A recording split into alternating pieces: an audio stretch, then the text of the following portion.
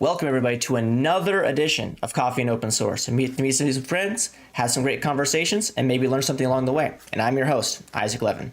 If you're enjoying the interviews here, be sure to like, subscribe, follow wherever you're watching or listening. Also, if you're interested or know any folks that would be interested in coming on chatting, feel free to reach out to me on Twitter. My handle there is IsaacR11, or reach out to me on Mastodon. My handle there is IsaacR11 at fossil.org. All right, so with that out of the way, this is going to be a good show. I already know it. We had great energy before we were chatting, and let's just get right into it. My guest today is Linda Haviv. Linda, do you want to say hello? Introduce yourself. Hi, I'm so happy to be here. Well, I'm happy for you to be here too. Do you want to introduce yourself? Yeah. So my name is Linda. I'm a developer advocate at AWS. I also joke that I sing as a service because I come from a musical background and like making songs that are educational about tech. And we met at AWS, and I'm really excited to be on here, get to nerd out. I'm based out of New York. I have a untraditional journey, and we'll chat all about that. It's back, and fun to be here. I'm looking forward to this conversation because, like we were talking before we got started, your energy is unmatched. And I only want to get up to the level, and this is going to be a great conversation. I love starting the conversations with like tech origin stories, right? So do you remember a particular point in time in your life, whether you were younger or maybe a little bit later on in your life, where you're like, hey, this technology thing, I really enjoy, learning, talking about it, all that sort of stuff? Yeah, I actually, my journey had this epiphany moment. I know some maybe don't, because I never took a computer science class in college. I was a philosophy major, and I thought I would go to law school. So I started my career thinking post my bachelor's in philosophy that I would take a break, work a bit and study for my LSATs. And during that time, I worked in media and had to do a lot of random tasks. You're out of college, you have different kinds of jobs out of college. You're learning what you like, what you don't like. And I worked as a producer in TV. And I was also assisting anchors, and I had to build a random website for one of the anchors for her book. And I had to update some custom code. And that was the first time I ever really was introduced to more of the coding end or anything like that. So I started learning more, started to attend meetups through the Meetup app, met a lot of people, just post work, would go in the evenings. And realized over time that I wanted to go to law school just to be a forever student. Like I enjoyed the concept of school, but all I want was forever learning. Like that's really, and tech was that. And I was just hooked. So I think it was about a year into me just kind of being addicted to just like going to meetups and learning and building on my own, that I realized I need to do this as a job. At first I had this like feeling like, is it too late? Because I didn't major in this and all that. But the more I went to meetups and the more I kind of looked around, the more I realized there are people who had these untraditional journeys, and I could do that too. And I didn't need to be a computer science major to make that shift. So I ended up quitting my media job, taking a loan, going to a coding boot camp called the Flatiron School in New York City for 3 months. The Flatiron, And then post that, started out as a junior JavaScript developer. Started more in the front end. As far as the epiphany moment, I think that part where I also loved that it was a skill that wasn't reliant on a corporation, because I worked in media and I saw a lot of people on TV, and it just felt like at that time, there were things I was learning about myself and what I wanted to do versus didn't want to do. And it was important for me to do a skill. Like I felt like with law, it wouldn't really be the case that you would be able to do ever your own thing should something happen, right? And like with coding, it felt freeing also from an expressive standpoint. I didn't feel like I could be myself because I'm a very animated person, And it didn't really, like, I'm not representing somebody like in a law firm, right? It's like I can Yeah. still Yeah. be Yeah. my bubbly self. And I really wanted Yeah. something that didn't Yeah. limit my personality. I have this conversation a lot with folks, like the idea that there's so much creativity in technology, right? And a lot of people, like, there's a stigma with tech that, like, oh, we're all nerds, we're very, left side of the brain, very analytical, math oriented, blah, blah, blah, right? But the amount of people that I know that are in tech that play music, sing, draw, sculpt, whatever, right? Like, it's crazy to me. And I've always said that there is some elegance and creativity needed to be successful in technology because you need to have that problem solving skills, right? And here's a question for you based on your background, philosophy background. You like music. You're a singer. Singer's a service, as you say. Like, what are some of the parallels that you've seen, with some of the stuff that you did, which is, I mean, philosophy to an extent is it's very structured, right? Like, there's no going outside of these particular concepts, like these are the things, to something music related that's very creative and now in tech, right? Like, what are some of the things that you've seen across all three of those spectrums? Yeah, that's such a good question. And it's funny because I find you're right about the music aspect. There are so many parallels. In the coding bootcamp I was in, the amount of people that were in music that Yep. were going to this bootcamp was a lot. And actually, I come from a musical background. Like my family my dad's a singer. That's his full-time job. Like I worked as a wedding singer since I was a teenager, till my second kid. So I literally worked weekends Yep. since I was 16 to literally I had my second kid while I was coding. Yep. I find a lot of parallels because philosophy, you're right. It is structured, but there's not always an answer, right? And it's Yeah. almost like the contrast of that made me want there to be an answer. And in tech, sometimes there's an answer. You might not always, like in many things, or if there's not, we're trying to invent the answer. But you know what I'm saying? It's like there is more of a like it works, it doesn't work. Versus you don't know when it ends when it comes to like philosophy a bit. And that was like a contrast. The philosophy part for me was the way you think, right? There is a parallel there about like the different ways you think about an argument. If you ever take logic in philosophy, there's a lot of correlation there with the way you think about coding and the way you think about problem solving. And with music, I think first of all, music theory is very mathematical actually. But I do find that, like, I don't know, what drives me as when I'm building something is the product. Like I look at it, coding. I love it as far as creative problem solving because I like the depth of it. But also, like, I love that there is something I'm aiming for that's a product. And with music, it's kind of also like you maybe like write music or you create, and that's also that where you're maybe arranging something for that end product of expression. Yeah, I totally agree. Sorry, finish. Go ahead. What you're saying. No. Yeah. I think one of the things that's very interesting, I think that in my opinion, there are two camps of technologists, right? There is the person that they like to know like how the sausage gets made. They want to flip the bits. They want to know all the algorithms. They want to know all of the crazy things that make computer science actually a thing. And then there's the camp that I think, this is at least that I fall into, and I think you fall into as well, is like the solutioning, the problem solving part of it, the bringing business value using technology, right? Like, and so there are people that kind of fit in both camps, but I think for the most part, we either are on one or the other. And you see that a lot in tech. Like you'll run across somebody and they're like, oh, I don't really care. Like my big thing is like, how do I optimize these algorithms to be as performant as possible, right? And then you'll talk to the other guys like, I don't have a computer science degree. I don't know what big O notation is. Like I know how to make like a really nice looking Next.js website, right? So like it's funny that they're both in the same industry, yet their interests are completely separate of each other. And we need that. Yeah. I think we need the combination of people that it balances things out. You kind of need different kinds of people building products, even in like the process of enjoyment too. I find it's funny because there is something therapeutic about being very niched in. Like at times that my life was a bit more chaotic with young kids. I don't know. There's moments in life, and I found that when I was doing something very technically more deep, when I was in that and I wasn't dealing with business problems, it was almost therapeutic that I could just be fully focused on something that doesn't encompass things that don't have an answer. Sure. Yeah. In the weirdest way. But that's maybe the philosopher in me. I'm kidding. No, I mean, I think that and this is coming from somebody I think that's very similar in the regard that's like I kind of have to understand like the reason for things. Like Right. I don't work very well in gray area, me personally. Like Yeah. I'm like and I need to kind of know all of the steps in the process to make a decision. I don't really flap the seat of my pants very well. My wife might disagree, but like there's always some I always have some process or some like criteria to kind of sort things out. And I don't know if that's because of the analytical stuff or the like just liking to be in control. I have control issues too. That's a whole different conversation for a different day. No, Uh, yeah.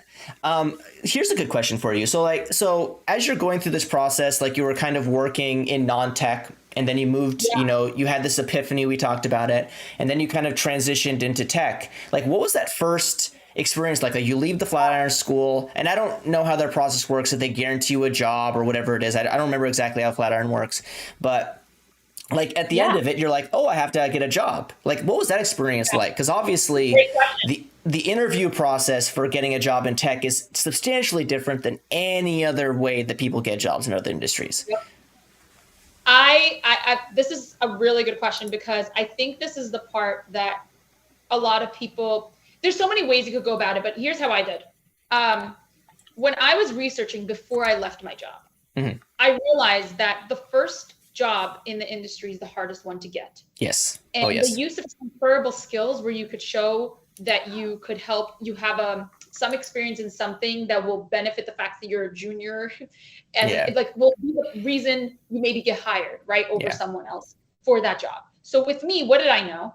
I was a philosophy major and I worked in media for 2 years in TV. So what did I understand? I understood the TV industry Sure. more than anything. So initially, I actually, before I went to the Flatiron School and before I picked which route, because even within the Flatiron School, they had a mobile app developer route and they had like a full stack web development route. Yeah. And I took that time with meetups and like while I was working, just teaching myself on YouTube, just to figure out where I'm going to go first. And how I defined that was based on where it was the lowest barrier to entry to get my first foot in the door, even if it wasn't my thing, right? So for me, I at first thought I would be a mobile app developer. I really wanted to do app development. And I realized very quickly that the corporations at the time were having these third-party teams build the mobile apps, not in-house. And I knew, like, I actually went, even though I was in TV, it's corporate. So I went to HR and I was like, hey, I would love to, when you have to sometimes use where you're at. Yeah, of course. So I literally went to HR and because I was like researching and I was like, at where I was working and I was like, is there a digital team? I would love to shadow them. And so I connected with one person, and then over time, you build relationships and you learn how the industry works. I was more curious. I shadowed. I also tried to, help out when I was shadowing and kind of, make myself useful and other things just to like be able to find out more and be around that area more. And what I noticed was they were looking for JavaScript developers at the time, not mobile developers. And so so what I did was I actually connected after with the boss of that team. And I said, hey, I'm about to quit my job to go to coding bootcamp. I'm not asking for anything, but I would love the opportunity to apply if there's an opening when I graduate. I do understand the user. I have worked I've been shadowing and I want to learn what you need. Can you tell me what you need as skills right now? And he said JavaScript developers. And that is literally why I picked that. Now, post-graduation, I did have interviews with other companies. Like Flatiron does help you a bit find other interviews, but I ultimately also wanted to work in a place that I had a leg up from my understanding of the user. It's not a must, but it helps you it helped me immensely when I was building products because even though I wasn't as deep yet in the technical space, I understood other parts that team wasn't exposed to. And there was a lot that actually helped me in my career throughout that time. I ended up being in that company overall with for 10 years. So it was kind of like a process, and I changed roles, and it's about also earning trust and learning and continuously improving. But I do feel like using where you're at, because tech touches everything, to land your first role is important. So look at your local opportunities, look at where you could kind of show an understanding of something else in that industry. You said so many really interesting things there, and I want to pick out a few of them, right? So one thing, I think that your approach to career changing is probably, in my opinion, like the framework to how you should do it. I mentor folks, they reach out to me all the time and they're like, okay, how do I get started in tech? And I ask them like, well, what do you want to do? They don't know. They want to make money. Right. So the question becomes like, okay, so like what interests you about tech? Like the money is cool, but like also, did you know this job kind of sucks a lot? Right. So like there's one of these things too, like you're saying, you're going out to different business groups. You're trying to figure out what sort of skills are needed in the industry, at least at the company that you're working for. You're making decisions about, mobile development versus web development. Like these are like high level things. Like, were you always and I don't mean this in any disparaging way. That's very analytical, right? So have you always been like very deliberate with how you make decisions? Because in that particular regard, like I'm counting all the steps. Like Linda made like 35 steps before she decided to go to the Flatiron School, which is awesome because at that point in time, I think you had a really solid understanding of what you wanted to do instead of like chasing money or chasing lifestyle or whatever it is, right? I think it was just for my, I mean, was it helpful from a financial standpoint? I think for me it was also the flexibility standpoint, but I definitely wanted something that will drive me for a long time. I didn't want to make this kind of transition that would be for a short-lived, like something I wouldn't do probably for a long time. Even if it, you always hope you would go to something you're also able to combine all those things.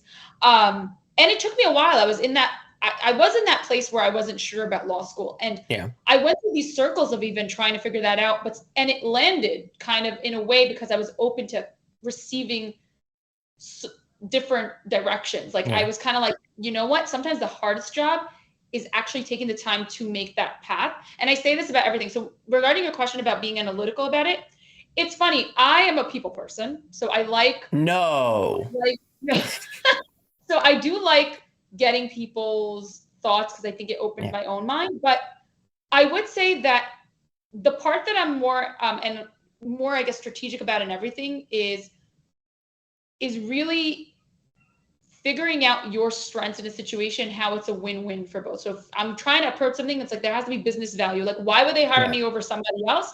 If we're two junior developers, why would they hire me over somebody else?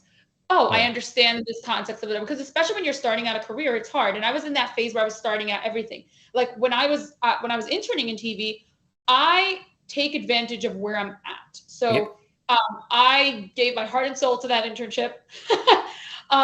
And I would go up and down the elevators and also network. And networking is really important because one, I just really enjoyed getting to know people. It wasn't like an annoying, but I would also understand different parts of the business. You learn a lot faster the full picture of things when you are able to speak to people. And in Manhattan, all the buildings are to the height. So when you go on elevators, you meet everybody. I think I've always been proactive. Like this, there was the same theme when I tried to go into cloud, which I'll share, how I shifted to cloud, which is a whole other transition. And I could get into an hour or in a few. I don't want to, but like for me, even with that, if the opportunity exists in the place you're at, try first to start there. If you have good relationships and have already earned trust, because earning trust takes a long time. It's about relationships.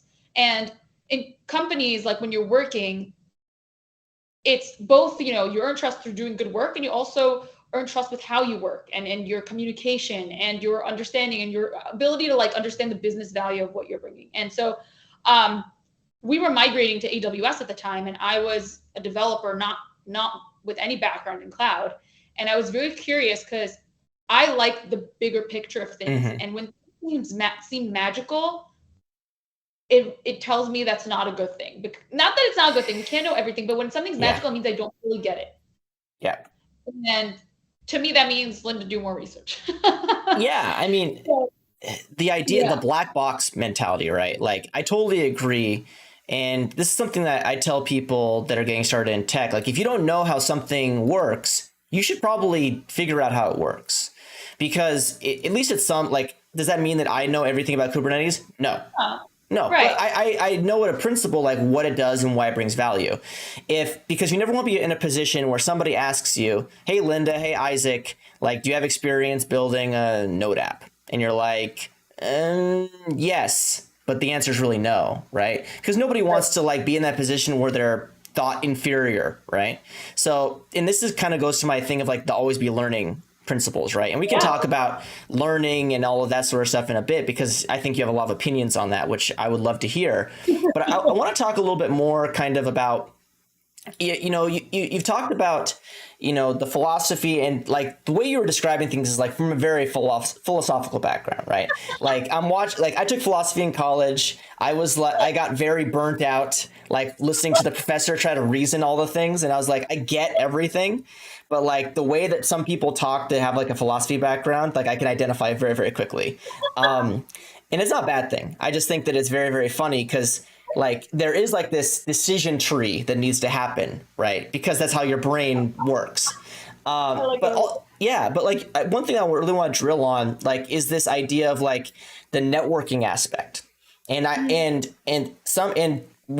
think you and I both have a privilege that we aren't introverted at all. So networking and talking to people is not hard, right? Yeah. So I guess one of my questions is what were you always like very, very extroverted? I think I know the answer, but I want to know like at what point in time did you realize like, oh, I don't feel uncomfortable talking to literally anybody? Like President of the United States walk by, I'll say hello to the President of the United States.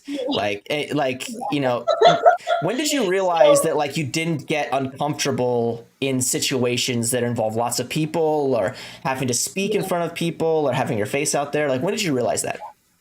So I will say music played a big role in that. So Sure. I was on stage Yeah. at a very young age. I used to perform like when my dad that was his full-time job. And so I used to see a lot of different people from different places. And I would see him bring people together and make people happy. And Yeah. it was very about people. My dad, was a big influence on me because he really loved what he does. It's music is not the most financially sometimes best route, but when it was just, he was very happy. He's very happy.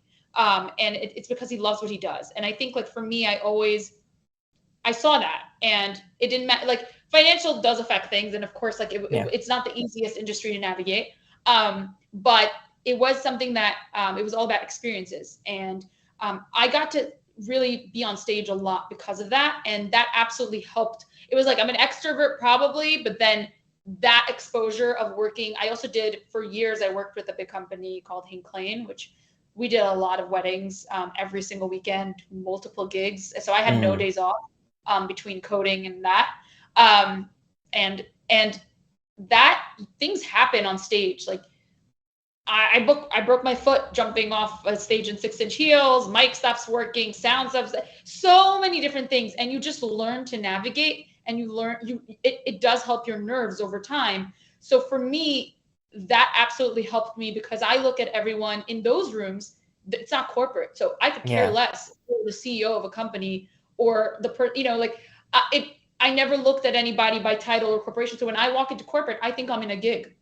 I don't even think about what level you're. I don't care if you're it doesn't. Well, one, that's how I've always been in general. Like I really don't. And I don't treat people any different. And I think it also calms me not to think about where they sit, because I generally just, everyone's a person.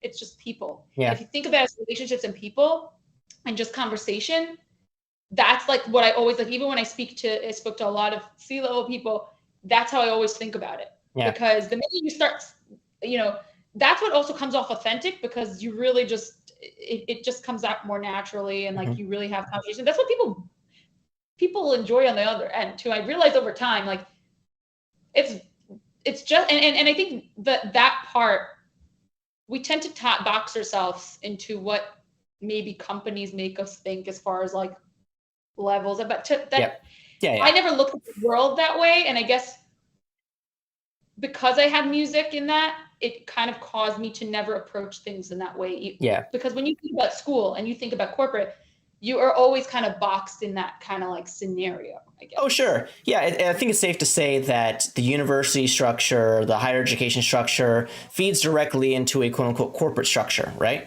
Where there is like some attainable goal, and then you work towards that attainable goal, and then rinse repeat until you get to the level that you cannot get past or you're fine with, right? And I think music and the arts is a flat is a flat Yeah. level, right? We're all on the same We're level. here to Obviously, make good music. yeah, some people are more famous than others. Some people make different kinds of music, but the same level, like we're all artists, right? And I love the guitars, Isaac, around behind you. Yeah, that's art. I don't really I try to play them and it's like it's not whatever. Anyway, different conversation for a different day. Here's a question for you, and if you don't want to answer it, I respect that.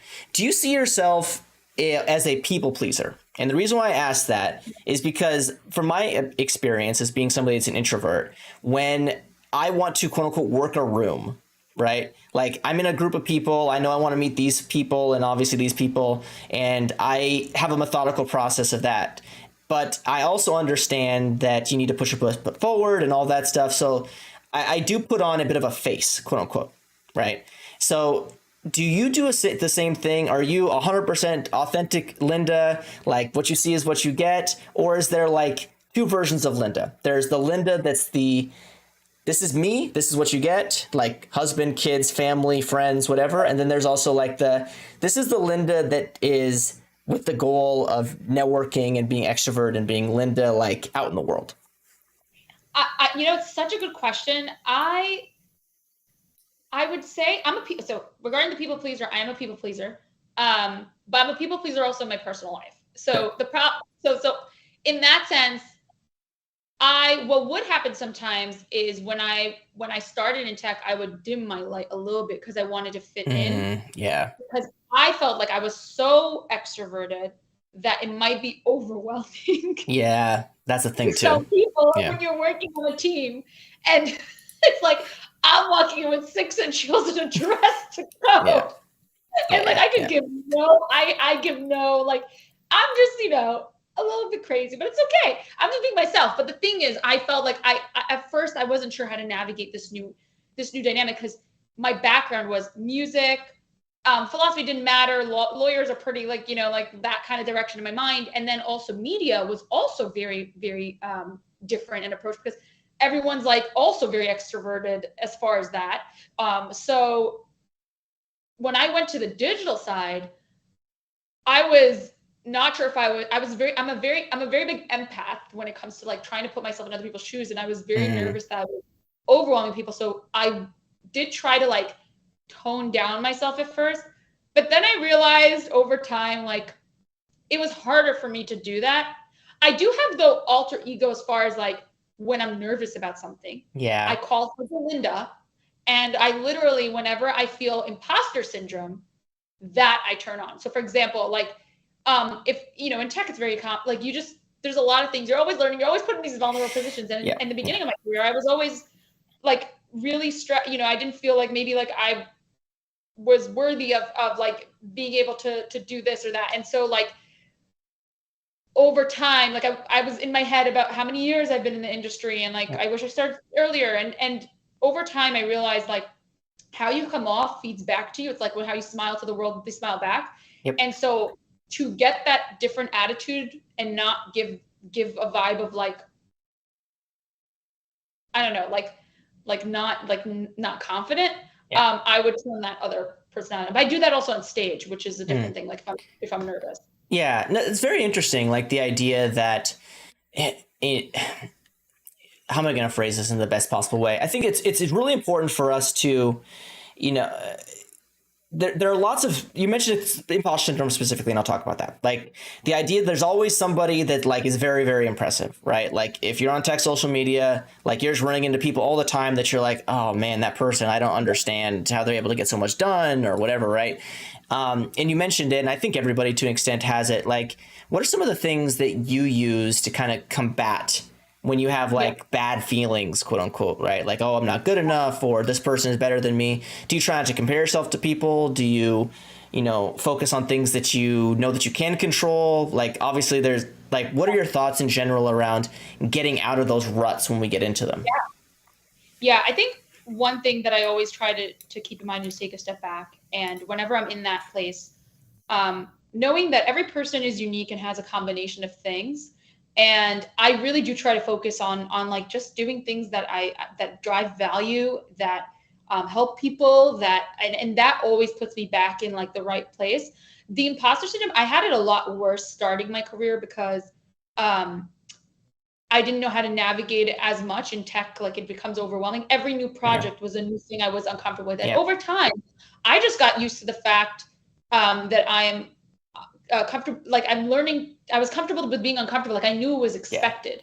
And Yeah. now also, I'm very comfortable with saying I don't know something. I don't lie. Yes. I won't lie Yes. ever about something I don't know. It's more like I'm comfortable with saying I don't know the answer to something. I will look this up because I understand the core of I feel confident in like my experience over time, knowing how this industry is. Hmm. And I I think being honest about that and removing taboos of like this like having to know it all, because it's Yeah. impossible to know it all, but being honest and authentic and not, so that's kind of important to me. And social media pushed me to do that too, because I would enjoy talking about things sometimes that I just learned. And I wouldn't present myself as an expert. I would say I'm learning this. And I would love to share that in a journey. So, it's all how you phrase it too. But I find also that a lot of people are nervous in posting things on social media Yeah. when they're learning something. And I would say to them, when you could say something in the perspective you're in at that time, a person who's senior maybe can't say it in that perspective because they've already passed that stage. So the perspective that you're giving in that content is valuable. Just phrase it in where you're at. So Yeah. like, I see a lot of people get scared to post about things, or like they want to do maybe some social tech content and blogs and stuff, and they don't feel like they know enough to do it. It's more like just present the actual, I'm learning, I'm in the process, and I wanted to share my experience with us. So like, if you do it in that kind of way, you're gaining the trust, you're being authentic, and it also gives a perspective to people that a senior person maybe would not be able to give you. Yeah. I mean, I have a lot of things I want to say about that specifically. And I want to talk about like content and creation and learning specifically in a bit, because I think that's an area where you have a ton of interesting takes on it. But I want to ask this, right? Like you mentioned, like you've talked about this a few times, like decision points and reflection points in your career of like, do I do this or this, mobile or or web developer or this or that, right? And I think when we run into nowadays, like we definitely have like this, to like the horrible quote, like a jack of all trades, a master of none, and sometimes better Yeah. than a master of one, right? Like this idea that like we all have to be generalists now. Yeah. And I don't know, when you were getting started in your career, like you mentioned, like full stack, right? And like I hate the phrase full stack, because full stack just means that like you're kind of mediocre at everything, Yeah. instead of like you have like a particular thing. And not to knock that, I'm a generalist myself, but I think, one of the things that I'd love to get your thoughts on is like, we do kind of have to know everything, or know at least at some surface level everything, or as much as we possibly can. So when you come to a new project or come to a new idea or a new service comes out that you want to learn about, like what are some of the things that you do to become a generalist? Because it's always just adding new tools to the tool belt, right? Right. And I agree. By the way, what you were mentioning also, like it doesn't end, right? Like you No. always feel like you're missing, or you have to learn something new. And I do say try to be the T, in the sense that you're not always going to know everything. Of course, Hmm. there's some things and it's continuous. But if you have a moment, if you have an opportunity to go deeper on something, and you're in the middle of a project, for example, you go deeper on something, do that.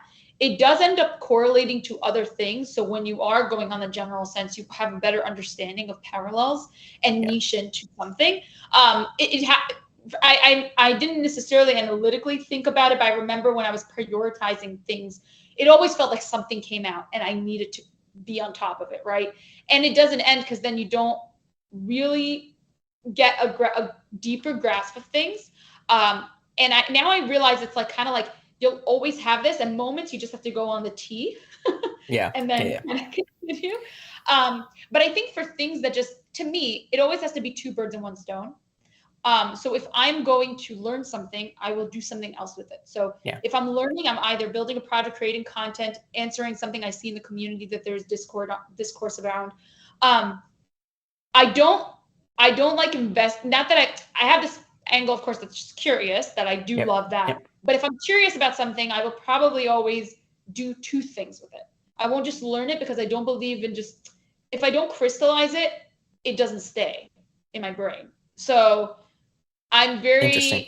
I always like thinking of like, what are two things I could do? Of course, there's like a lot that I just get curious and I learn Sure. about, Of course. but Of I'm saying course. I'm intentional, let's say, of learning something, and much more like intentional about like going deeper into something.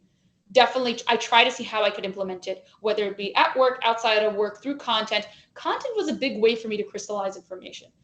Lunch and learns. I used to do internal lunch and learns just to crystallize information. It would give me a deadline. I want to learn something. I'm making a lunch and learn in 3 weeks. I'm going to teach it.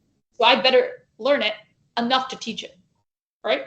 And so that would give me the deadline. I would give myself a deadline because I would also think about the questions I would be asked, and I would have to research that. And that gives you a better understanding, because you never do that for yourself unless you're teaching it. Yeah. So, here's a question for you. So you said a couple of things that are very interesting, and I'd love to get this kind of idea from you. Is continuing education or learning new things, is it a skill that you can develop, or is it very much a skill that you're born with? I think it's a skill you can develop. Okay. I think the thing you can't develop, the thing you have to like want to do is like be dedicated and really lead from curiosity. I don't think you could fake wanting to learn, but if you are motivated to learn all the time, you could absolutely develop it. We aren't born always knowing the best tools for us, and everyone learns differently, and that is really important. I realized very fast that over time, actually, that what works for someone as far as learning does not work for me as far as learning. And for me, crystallizing information was giving myself this deadline, whether it be writing a blog about something, teaching. It was also a way for me to do two things. I like giving, and it makes me feel better. I like helping people. I like, that was always like part of it too. I like growing. I like people and growing with the team and learning with other people. So I made that happen for myself because I didn't like learning alone. I like the interactive learning. You like the community aspect of it. Right. I'm big because I life is short, and I there's experiences around that too. Like I have a lot of great experiences from learning with other people, whether it be virtually or not. So and the reason why I ask is because here's my opinion of it. I think similar to what you said, I think the curiosity is something that's something you're born with, and you can't develop a level of curiosity. So you need some level of curiosity to continue your education. Like, look, let's be honest. We both work with people that throughout our careers that they learn the one thing, and that's the one thing, right? And then there's people that are probably more similar to you and me that have a little bit of like ADHD, where it's like, I mean, especially in my case, I have ADHD, but it's like, where it's like, I want to learn about this. Okay, now this came out. I want to learn about this. Oh, and then I'm like, okay, like how do I plug all these things together? Like that's the thing that's really important for me, is like plugging everything back together, because learning how to do this with this and this with this, like it doesn't make sense in a vacuum, because nobody like builds Hello World and Go or whatever, like all these individual components. Like it's all about plugging things together. Yeah, no, I love how you just phrased it, because I think that's exactly it. It's more like, how do you bring it back to your kind of day to day, or how it all plugs in together. And no, I relate to that. I think the curiosity aspect, like for me, it doesn't matter where I am in my life. If it's my job, it's like literally, I will do this because I enjoy doing this.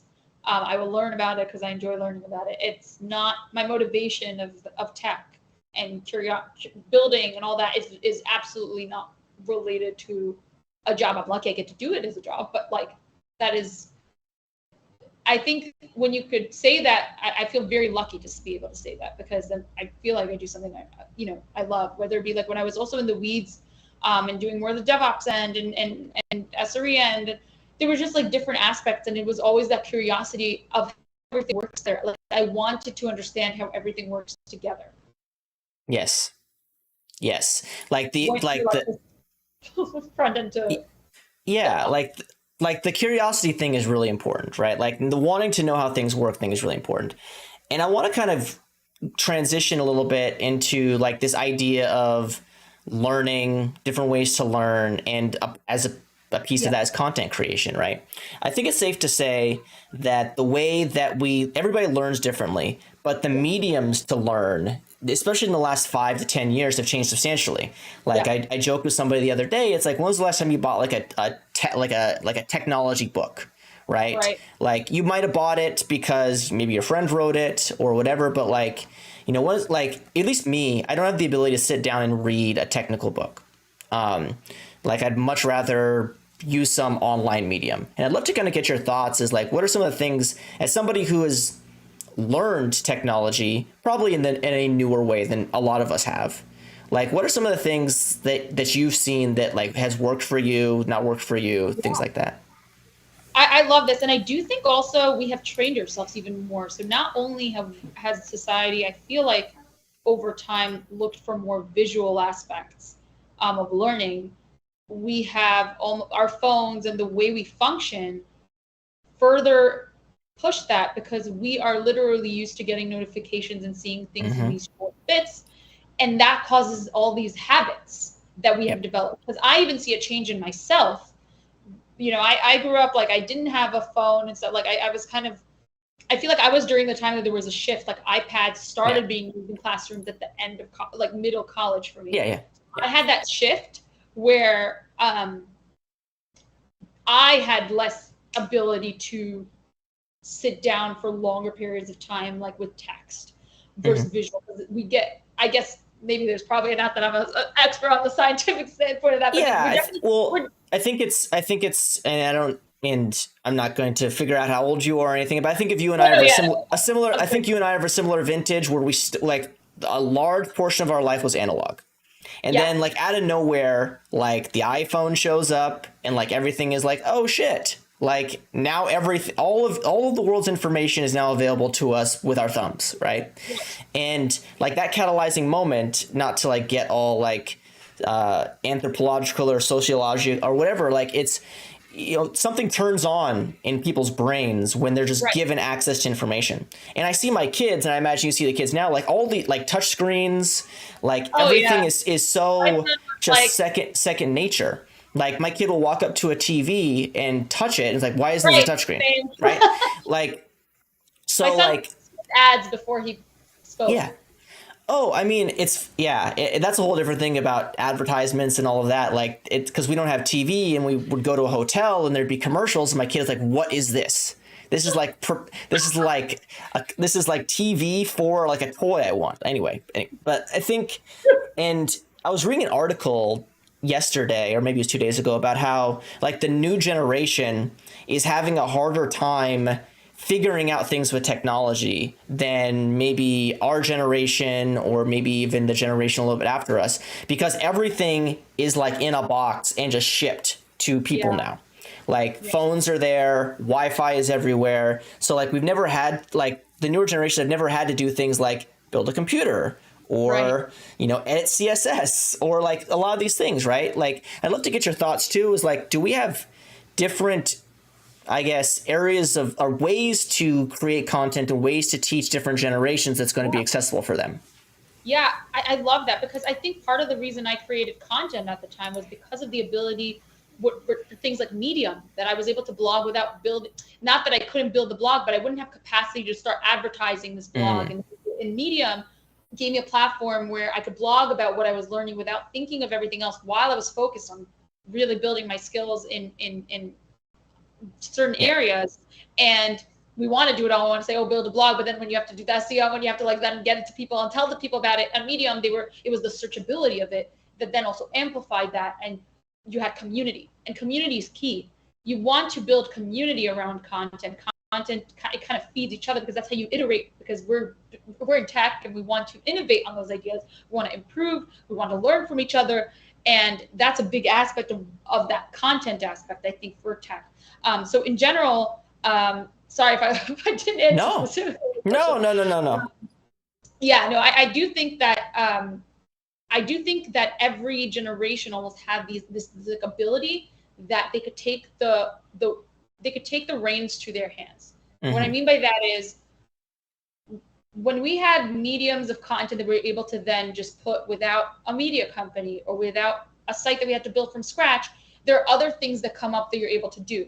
Do we lack fundamentals? Like I could tell you, even from my perspective, I started coding school when JavaScript frameworks were out, Yep. right? Like React, like Node.js. For people who were before that, they had to do a lot more fundamental work that Yep. I lacked by Sure. using frameworks right away, and I had to backtrack to understand the fundamentals. Yeah. Um, I think it's always a balancing act of asking why. and how something works. There is a point where things work so well with a layer above that you never visit the underpinnings. Yeah. Um, I find, but I do see how I mean, this next generation is interesting because in one hand they're so ingrained in things, like they've never lived without certain things. Yeah. That they are, I would say, in some cases, very, very intuitive Yes. with how to use something. Oh yeah. But on the flip side, like if you see how people edit videos in this generation with the Yeah. tools they have, Yeah. people who build stuff do not edit in that pace, Yeah. right? The it's like it kind of like has these other skill sets. They don't maybe know the fundamental how to build certain things, but they do have these other skills. And I think it's always like as you're learning, no matter where you are, to always backcheck and ask why to the point of where it's relevant, I guess. And I Yeah. think we're going to see that more. We have low code, no code tools, even from a development standpoint. Yeah. We have AI now. I mean, like, there's a lot that I wonder. And I kind of like, I wonder how many people have the experience of going through certain things Sure. that even up to like a year ago we were going through. Oh yeah. I mean, it's like it's IDEs, like code whisperers. it's absolutely crazy. Like the idea that, I think also too, one thing that's really important is like people's aspirations have changed. Like you asked Yeah. somebody 5, 7 years ago, like what they wanted to be like when they were like 12, 13, Right. maybe I want to be a doctor or a lawyer or whatever. Like now it's like, I want to be an influencer. I'll be a content creator. Right. I want to be an advocate. Like I wanted, it's like, so there have been new like areas of career that folks just like had no interest. Like I joke with people, it's like I was born like 4 years too late because everybody who's like 4 years younger than me has lots and lots of money. And I'm like, I'm happy with where I am, but I'm like, man, I feel like I am too old for the window because I remember being like in maybe like the beginning of college or end of college, like Vine came out. And I was like, this is the greatest thing ever, but I don't understand it quite enough to be really good at it. And now I feel like that is kind of what TikTok, like obviously everybody consumes TikTok. I think that you have to be really, really exceptional to figure out how to create on TikTok because it is a very specific medium. But I do find it interesting that TikTok has started to like embrace the idea of like longer form video because I think that one of the things that I have a bit of a rant here, so please cut me off if you have something to say. No, I love like it. we've like obviously our attention spans over the last 10 years have gone smaller and smaller and smaller, and now they're like 60 seconds, right? And it's interesting to me that one of the harbingers of this effect is now like, okay, do you want longer content? And I saw some video on TikTok that was like 15 minutes long the other day, and I was like, I that's a YouTube video. Like, I understand that, like, having different segments of mediums is very interesting. I'd love to kind of get your thoughts as like somebody, whether you admit it or not, has figured it out a little bit, like this, like how to create video content across these different mediums. Like, where do you see like, oh, this is a 30-second hit, this is a longer form video? Like, how do you kind of, or is it, do you follow the approach of like long video, break it up into chunks, like that reusable model? So I think about it this way. When you tell me short form content, because there was so many variations of length, of platform, as I mentioned, I like doing things that are more for one place. I don't like putting my eggs on no platform to play. Like, I don't like being only on one place. Because it's not in my control, in the sense that tomorrow they change something and everything I've built and put years into and it has happened many times, like in these social platforms. How I look at it is because I'm doing tech education, I really think what's of value for a person that's enough that it doesn't overwhelm them when they're scrolling. Because the difference on short form is many times they're kind of getting these videos out of nowhere, as opposed to YouTube where you're searching. Sure. Right?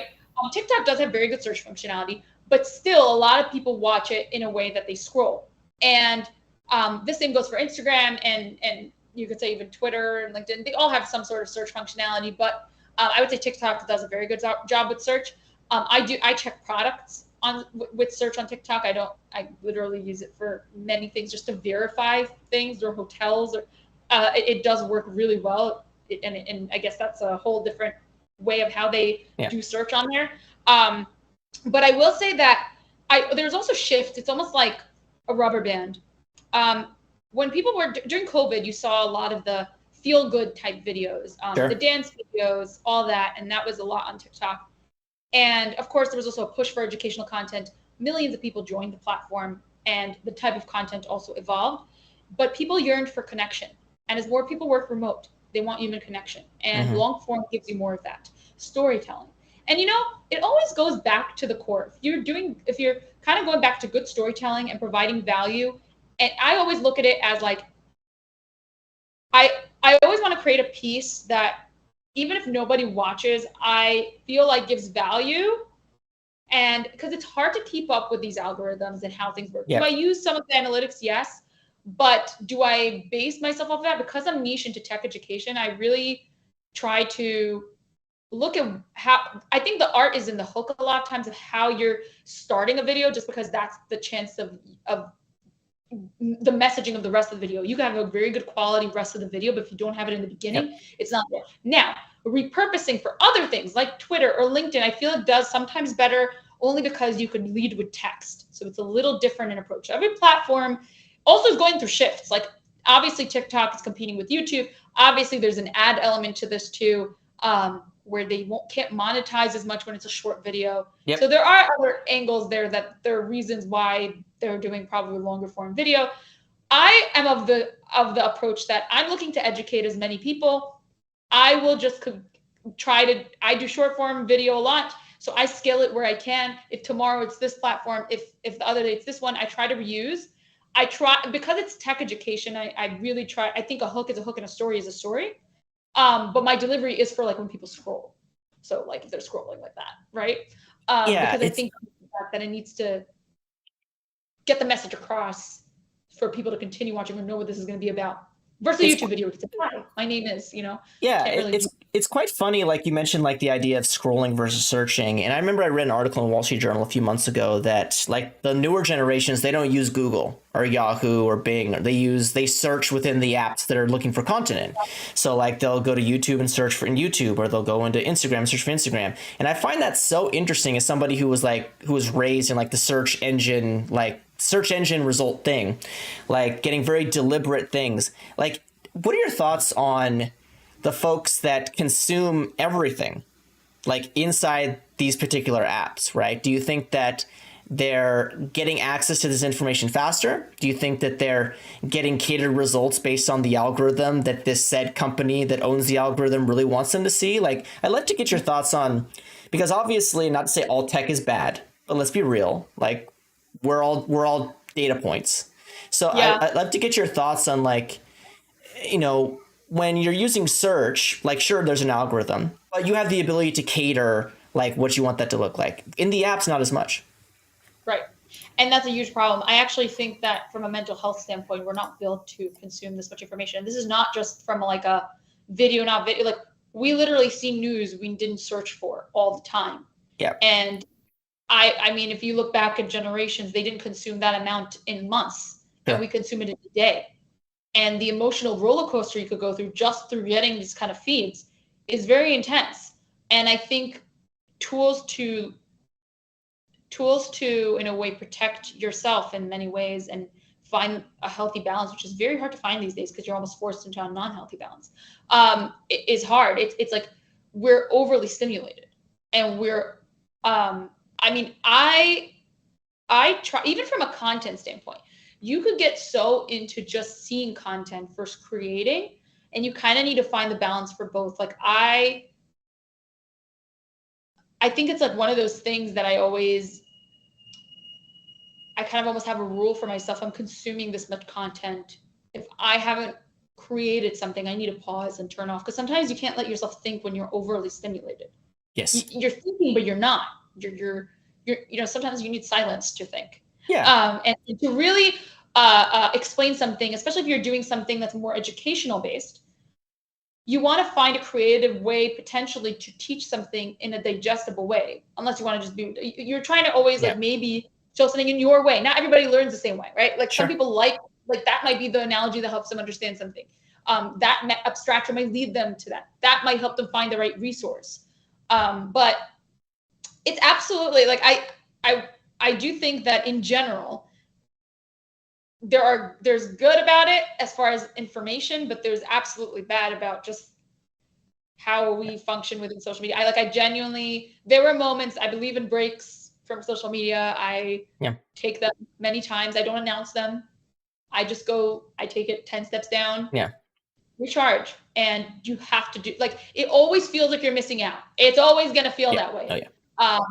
But it's not, it's literally not the case. Like, this is how, there's Oh always been yeah. that much, we just weren't approached with so much. Yeah, no, I mean, and and this is getting way in the weeds, but like the goal of these apps is for you to stay on the app as long as possible, right? Like, Right. so it feeds a lot of the dopamine, it feeds a lot of the things in your brain that like make you want to stay.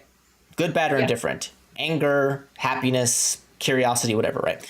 I think one thing that, especially as you pertain to like taking some of these things that these apps do really, really well and cater them to learning is very interesting because like when I think, and this is obviously like when people first started using YouTube, like it was literally just people like posting random nonsense, right? There wasn't education as at a part of it. I what I've noticed with watching a lot of these different platforms be created is that education is like one of the last things that kind of figures itself out in all these places, because I think that at the end of the day, like when we're trying to be happy and get that dopamine drip, like the last thing that we want is like, oh, now I'm going to learn about something. Like, because learning is to an extent for a lot of people is boring or whatever, right? So my question for you is like, I believe, and I have a few friends that we use this phrase like edutainment, right? Like where you can't just educate people, like, because that is boring. Like nobody cares. But if you can be entertaining while you educate, it'll go substantially farther, right? And I'd love to kind of get you, because I think that you subscribe to that. Maybe you didn't think about it like this, or maybe maybe it didn't, the phrase didn't really exist for you. But like, what are some of the ways that you try to be entertaining or captivating, or use whatever word you want to like as you create content? I love that you brought this up because I think that's the part we always think about. Well, how do we educate kids? We're entertaining them to retain things. Yet we don't think about that for adults. And we remove the excitement of things that are actually exciting. And I think one, understanding the natural excitement there is in something and bringing that up to like understanding the why of something, understanding the reliability of something is really important. So asking that question when you're trying to teach something. And two, using elements that are fun because it is fun. Yep. But I definitely feel like I really try to always have there's always, that is what it is, it's entertainment, right? You could have all this stuff in a book, right? I might say something that's probably like you'll go to a book and read it, but the way the human brain I feel like works, it's also we kind of remember things in certain ways when it's delivered in a certain way. What's the difference between a good teacher and a mediocre, like and a great teacher? Many times it's the content, but also the delivery. Oh yeah. And to me, that delivery, even when you're talking about speaking and how somebody's a good speaker or something, it could be the same content of two different people, but delivery matters. And if you think about it, it's just a way to deliver that's more entertaining. And short form video enables all these other elements that you can incorporate: music, good visuals, analogies, conversations, acting, all these different things that make things digestible. So when you're thinking on your interview about how a URL works with the browser, what happens when you click a button, all these questions, you have a visual representation versus when you read it in a book and you're not probably going to remember all of it. So these different aspects that just become more digestible that we have approached differently for adults because for some reason we're supposed to make things boring for adults, which I think we do this for kids. We always think about doing that for kids, but I don't think adults are any different. It's so, and there's one important place of that, and I think you hit on a little bit. It's like you have to do it immediately, right? Yes. Because I mean, I'm very guilty of it. Like I give like a TikTok like 2 seconds, and if it doesn't scratch the itch, I'm out of here, right? Yeah. And you do have to walk away. Yeah, go ahead. No, finish your shit. No. You're right. And I think you do have to walk away with like also entertainment beyond just the value, because you're right. It's a psychology game too. You want things to not be too overwhelming when you're sitting there at 2 a.m. on TikTok, if you're, and you're like in not that mode of work. you do not want to maybe see something, but if it's done in entertainment value, you might get a laugh out of it and learn something, but it wasn't overwhelming you, right? Like that part where you're also breaking down things, abstracting things, storytelling, and making it easy to digest is really important. And yeah, you have to kind of front load some sort of hook or some sort of thing or some sort of question that, and there's definitely, I think sometimes that's the most important part of a short video, right? Like the beginning for you to carry on. Yeah, I mean, like I see a lot of folks do like, you know, some sort of like gotcha moment, and I think that's great. I think if you can trick, and this is horrible, but if you can trick somebody into watching the video, it's probably Right. it might work. It's probably going to work. And if your goal is to educate, then you're doing the right thing. Like you just have to Yeah. trick people a little bit, which is Deliver not. though Yeah. on what you promise. Right. Like there are people who I feel like sometimes hook and then don't deliver on something, not in the education space, just in general. And for people to like, you know, if you want to deliver value, it's like kind of the mix of the hook and carrying the story to something that really they walked away and said, I didn't waste my time watching it. Right. Like, and I also think that a lot of these things are a mix of education with a bit of personality and trust. And I learned these lessons in media. So what do I mean by that? When somebody delivers the news, people build relationships with the people delivering it. Like they build a trust with that person, that journalist. And when you educate, you have to build that trust. So telling about yourself, being open about a bit who you are, and also motivating people and inspiring people while you're educating is also part of it. Because so much of education and learning is mindset, is somebody believing they could do it, especially in tech, because it could get really overwhelming. Yep. What helped me transition like into tech was seeing people like Coder Girl at the time, who was on Instagram, who was one of the first people putting photos of herself coding and microblogging on the bottom of Instagram photos. That was absolutely something that when I was like in my worst moments of like, can I do this? I thought about. Yeah. And there is a part that's also like a mix of that too. You know? No, I totally agree. And I think with that, I think that that's a great place to end the conversation. Like the idea that we need to be very deliberate in how we educate folks and deliberate in the way that we create our content. And it's okay if a particular approach doesn't work for everybody. Like I create content, and the amount of comments that I get from folks like, oh, that was great, that is very equal to the amount of comments that I get, this sucks.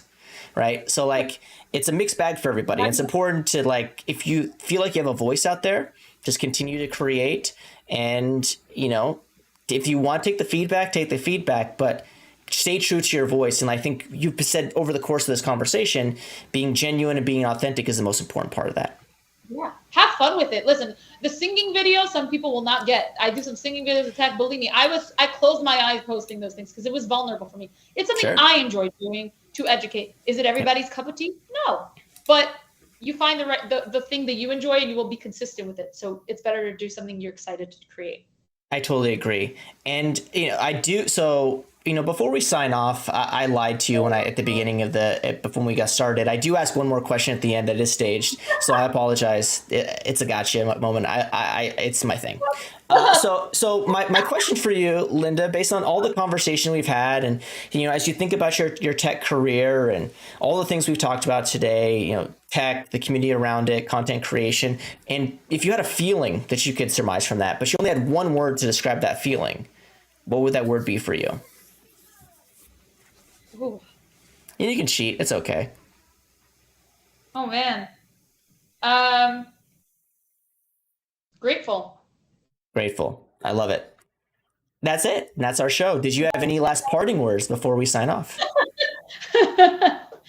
I'm grateful. I'm grateful to be able to always be excited about building and how I'm forever learning, and I'm excited to also have community around it. I think that's the key.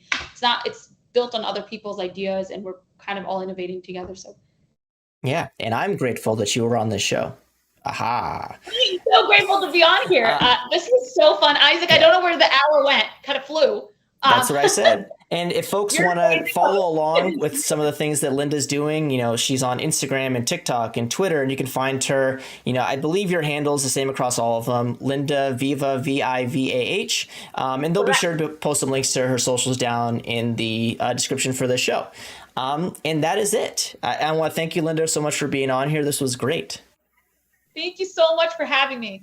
And as always, happy learning. No worries. Thank you so much. And thank you, everybody, for tuning in and listening, and hope you enjoy the rest of your day. This is Isaac. Take care.